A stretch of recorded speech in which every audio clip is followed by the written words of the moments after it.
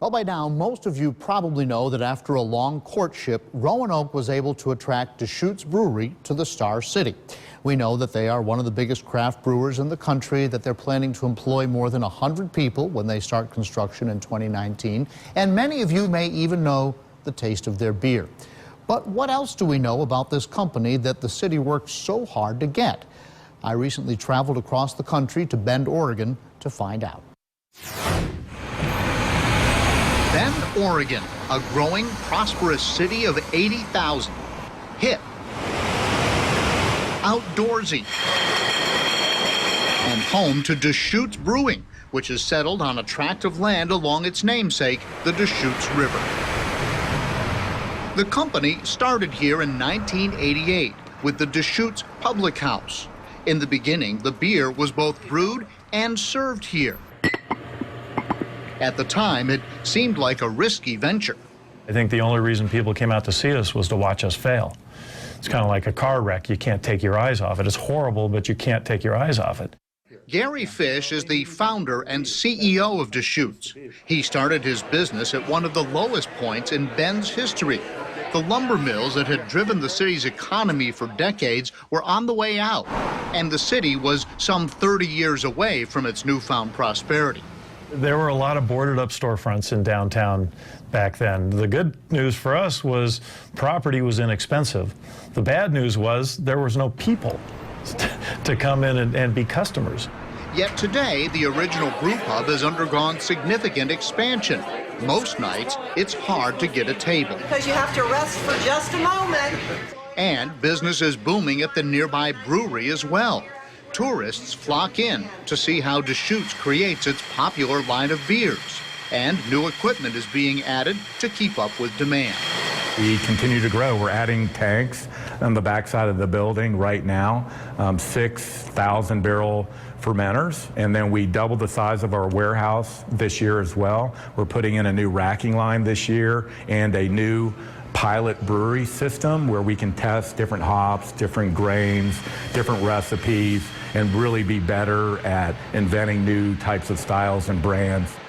Here at Deschutes, they produce about 360,000 barrels of beer a year, and that sounds like a lot, but it's only about 0.7% of the entire U.S. beer market. It makes them big enough to produce a good quality product that they can supply their customers, but not so big that they haven't lost sight of who they are. And that's important to this company. Gary Fish tells me the corporate culture at Deschutes is as much a part of their success as their brewing methods, which include fresh hops, when many other companies use hops that are processed into pellets. Being able to be creative and innovative and make something that really people would enjoy has always been exciting to me. The business part of the business, that's a necessity. That culture and growth are tied directly to the success of Bend today. In fact, it's hard to say if Bend made Deschutes or if Deschutes made Bend. Deschutes Brewery certainly has played an important part and a role in our growth and development here in Central Oregon. It's Roger Lee's job to attract businesses to Bend. I think for a number of years, people were identifying with Deschutes Brewery more than they were with Bend. So it had a better brand name perhaps than Bend did. If Deschutes has had that impact on Bend, what might it have on Roanoke? There seems little doubt that the company is hoping to help Roanoke get to the next level. As I mentioned, part of the reason that I think we ended up in Roanoke is because we could see that. And we could be a bigger part of the solution there. So obviously a part of this company's appeal is not just the 108 jobs, but the vibe that it potentially brings to Roanoke, which is trying to brand itself as an outdoor destination. Well, for most of 2015, it seemed every few weeks or so, we were asking ourselves whether Deschutes Brewery had decided where it would be locating, and more importantly, was it Roanoke? Well, we now know, of course, that the Star City was the choice and that the beer maker will start construction on a major facility in 2019. But why Roanoke? Did the grassroots Deschutes to Roanoke campaign really make a difference? Well, I traveled to the company's headquarters in Bend, Oregon to find out. Actually, I received this box during the courting period, and some gentleman wrote a song, and he included the lyrics in the box, created a couple of CDs with the song. Michael Lalonde shows us the box full of stuff Roanoke sent him during the time Deschutes was trying to determine the location of its East Coast operation. Someone even added the company's logo to some familiar downtown icons. And then there's all kinds of letters. There's signs, I mean, just all kinds of cool stuff that was sent to us from people around Roanoke. Around Bend, there are clues as to the company's preference in living. And at this company, the employees' taste and lifestyle is almost as important as that of the beer. Outdoor amenities like the ones people in Bend, Oregon enjoy here on the Deschutes River are something that employees mentioned, and a big reason that the company selected Roanoke. We really believe in collaboration as an organization and getting different people involved so that you have an alignment in an organization. That's really important to us. The company needed an East Coast city which, like Bend, had good water, but they also needed a central location and transportation options, like interstates. Of course, they wanted good schools, a solid workforce, and then there was the X factor, the part that would make the company feel at home. We looked at a lot of really terrific communities and beautiful communities, and and everybody's got some kind of economic package they're offering. It's like, set that stuff aside. Let's figure out what we need, because a year after we're open, that kind of stuff will be pretty meaningless. We need to figure out where we are supposed to be. And remember what home is like there in Bend, where amazing outdoor adventure opportunities surround the city. You have really happy employees. We work at a brewery and we live in Bend, Oregon. If you're not happy, I don't know, something's wrong. So then we started going out and visiting. We started with about 30 different properties that we went and physically looked at with about 5 or 6 different people from our senior management team. But this is a company where employees hang around after work, enjoying the fruits of their labor. And the company's culture club, made up of workers from every part of the operation, also came to visit Roanoke and the other finalists. Here, they went mountain biking. They hiked to Dragon's Tooth. They partied in downtown. They came out, looked at the different properties, and then we came back to Bend, and as a group, we basically made a decision and went around the room and heard everybody's input on why they liked Roanoke. And then at about the same time, we had hashtag Deschutes to Roanoke campaign going on, which really felt good to us. The people were as warm and generous and welcoming in Roanoke as any place we visited. And it continued, and the kind of grassroots campaigns that developed out of the community itself, they weren't people that were being paid to recruit us. They were people that genuinely thought we should be there. We felt great about a town who really wanted us to come there, and it had all the attributes that we were looking for. And so we made that decision, and it's been great ever since. And so a lot of people wanted to know, did it make a difference? And in the end, the Deschutes to Roanoke campaign did make a difference. I don't know if it was the overriding factor, but it, along with our outdoor amenities, may have separated Roanoke from some of the other finalists, and ultimately they chose Roanoke. So Deschutes has the opportunity to play a big role in Roanoke and kind of reshaping and forming kind of what's to come. Yeah, we talk a lot about the 108 jobs. That's almost beside the point. When you take a look really at the impact that the company has had there in Bend and the similarities between Bend and Roanoke, there is a reason for optimism, and we'll take a closer look at that starting tomorrow night at 6.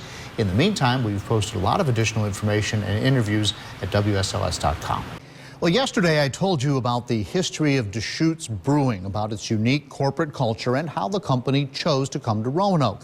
Well, recently I traveled to Bend, Oregon to look at how Deschutes has helped transform Bend into one of the fastest growing communities in the nation, with the idea of looking at how it might be able to have a similar impact here in Virginia. Outdoor enthusiasts naturally seem to flock to Bend, Oregon. It's because of the region's amazing natural attractions, like the Deschutes River, and an amazing network of trails for hiking and biking. Going to see if we can find some trails somewhere. We rode our bikes and hope to get some miles in. And there's something else. The beer last night at Deschutes Brewery last night. The city's famous ale trail is front and center at the city's Visitors Bureau.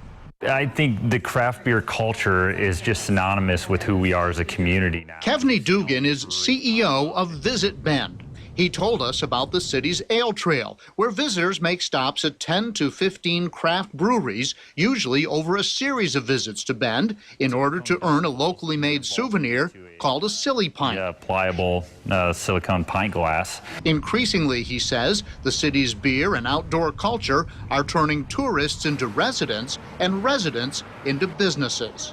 Nationally, you're seeing a lot of that movement where people are really saying, you know, day in, day out, what do I want to be doing? In a place like Bend, you know, it's big enough to have the amenities you need or would want. You know, we have great dining, great craft beer, great craft distilleries, and on top of that, this great quality of life during your downtime. While the outdoors has obviously always been in Bend, Deschutes Brewery has only been there since 1988. The beer culture began with Deschutes, which seems to have meshed seamlessly with the outdoors. I went for a mountain bike ride with Deschutes digital marketing manager Jason Randalls along 10 miles of the Deschutes River. He says the outdoors permeates the company's culture. Culture is such a huge thing for us at the brewery, a huge part of who we are, so wanted to make sure that the town, our East Coast location, fit kind of that similar vibe, and especially with the outdoors. You know, some of us joke that the environment, the outdoors, is kind of like that fifth element in our beer. And company leaders say when they get to Roanoke, they want the valley's environment to bring that same vibe to their East Coast operation. But they also want to help Roanoke capitalize on its outdoor amenities just as Bend has. Are you going to bring a little bit of Bend to Roanoke? We think so. I think Roanoke is probably ahead of where Bend was back then in 1988. I think last time I went to Roanoke, downtown seemed more vibrant than when we first visited there. Run back and do that loop. Roger Lee, in charge of economic development for Central Oregon, says Roanoke is lucky to get Deschutes. They have been such an excellent corporate citizen as well. It's not just about producing beer, but I think it's about, you know, they're very engaged in making this place a better community, and I think Roanoke will definitely feel that. And Deschutes CEO and founder Gary Fish says they chose a place where they hope they could make an impact. We know that we can be a participant in the community just by being who we are, and we expect that to happen in Roanoke. As I mentioned, part of the reason that I think we ended up in Roanoke is because we could see that, and we could be a bigger part of the solution there. But he is careful not to suggest that Roanoke needs Deschutes, only that it appears to be a good match. To say Roanoke needed us is really not, I mean, that kind of belittles the relationship. That's not the point. The point is we can be who we are better, I think, in Roanoke. And for lack of a better term, that's why we picked it.